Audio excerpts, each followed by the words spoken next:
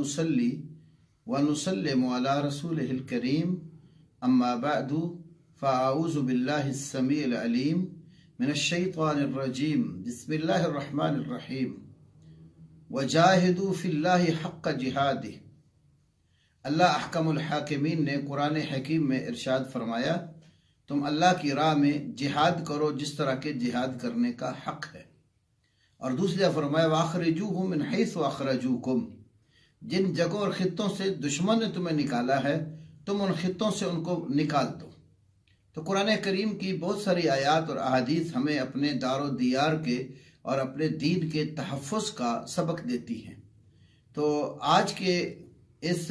موجودہ دور میں جو انڈیا نے حماقت کی ہے، مودی گورنمنٹ نے پاکستان کے اوپر حملہ کرنے کی ناکام کوشش، ایک تو ہم اس کی بھرپور مذمت کرتے ہیں، اور دوسرے نمبر پر ہم انڈیا کو یہ پیغام دیتے ہیں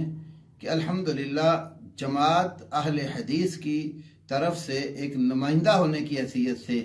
تمام علماء، مدارس کے طلباء اور اپنی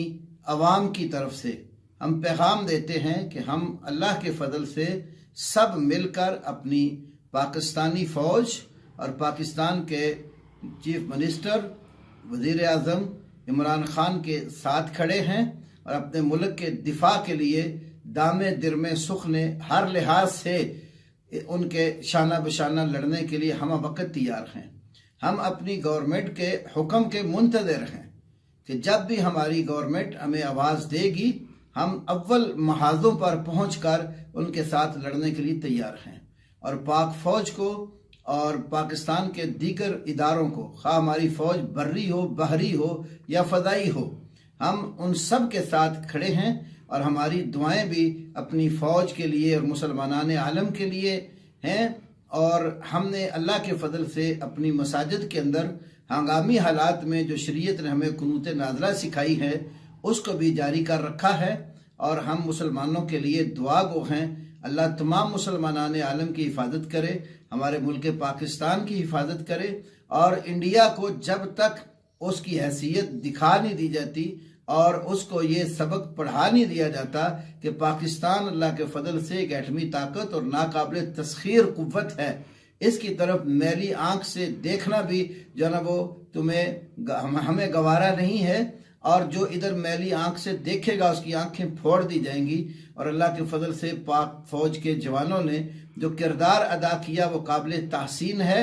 اور جو ایک آدھ فوجی ہمارے شہید ہوئے اللہ رب العالمین ان کو شہادت کے اعلیٰ مقام پر فائز کرے، جو کچھ زخمی ہوئے اللہ تبارک و تعالی ان کی مکمل شفا یابی جو ہے وہ پیدا کرے، اور دشمن جتنے مردار ہوئے ہیں اور اللہ کے فضل سے مزید بھی پاکستان کی فوج کے جوانوں کے ہاتھوں مردار ہوں گے،